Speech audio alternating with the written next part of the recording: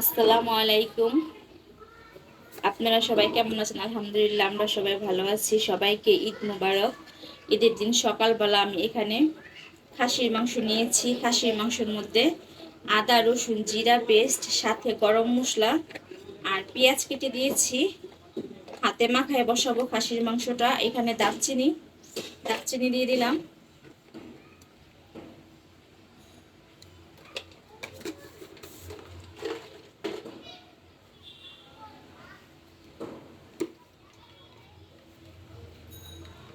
এখানে হলুদের গুঁড়া দিব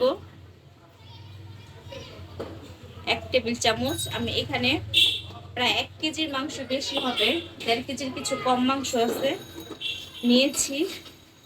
অল্প অল্প করে মশলা দিব, কারণ কুরবানির মাংসতে অল্প অল্প মশলা দিলে ভালো হয়। মাংসের টেস্টটা এমনি বেশি কুরবানির মাংসর, তাই বেশি মশলা দিব না, পরিমাণের চেয়েও কম দিব।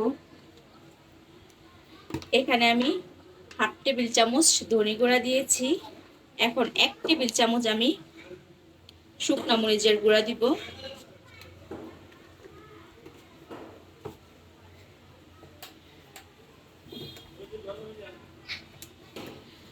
এখানে তেল দিয়ে দিব।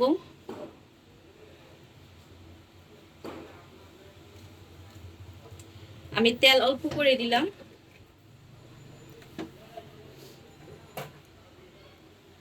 আমি এখানে লবণ দিয়েছি। এখন হাতে মাখায় নিব।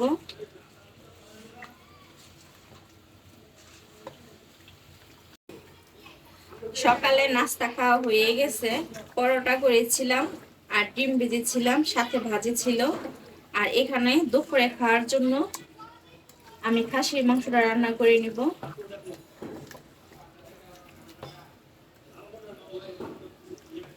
কে কিভাবে রান্না করেন জানি না। কুরবানির মাংসের মধ্যে আমি খুব কম পরিমাণে মশলাটা ব্যবহার করি, কারণ কুরবানির মাংস এমনিতেই অনেক মজা হয়।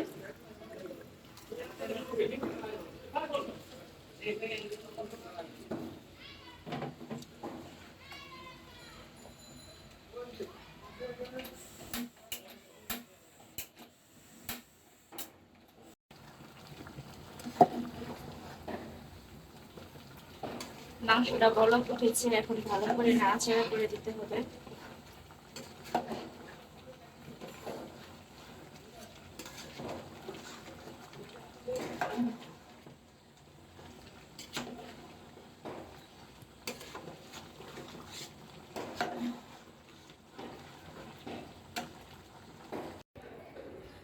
মাংসটা আমি খাসির মাংসটা কষিয়ে ঝোলের পানি দিয়ে দিয়েছি। মাংসটা অলরেডি সিদ্ধ হয়ে গেছে।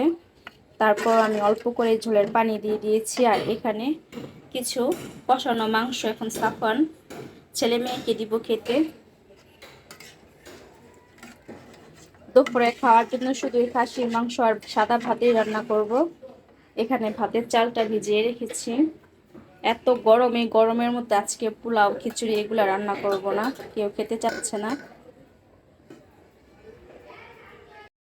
আমি শুরুতে ভিডিও করতে ভুলে গিয়েছিলাম, এখানে সাফওয়ানকে যে স্যার পড়া ওই স্যার সাফওয়ানের জন্য মাংস পাঠিয়েছে, এখানে খাসির মাংস। আর এখানে আমার ছোট বোন মাংস পাঠিয়েছে। এগুলো আমি ভিডিও করতে ভুলে গিয়েছিলাম, এত কাজে ব্যস্ত ছিলাম, ভিডিওটা পুরো করতে পারি নাই। আর এখানে সাফওয়ান খুব নলি পছন্দ করে, এখানে ওর জন্য নলি পাঠিয়েছে আমার ছোট বোন। এগুলো এখন কেটে কেটে সব পরিষ্কার করে নেব। এই যে এখানে আমি এগুলা পরিষ্কার করে নিয়েছি কেটে কুটে। আর ভিডিওটি আজকের মতো এখানেই শেষ করব। আল্লাহ হাফেজ।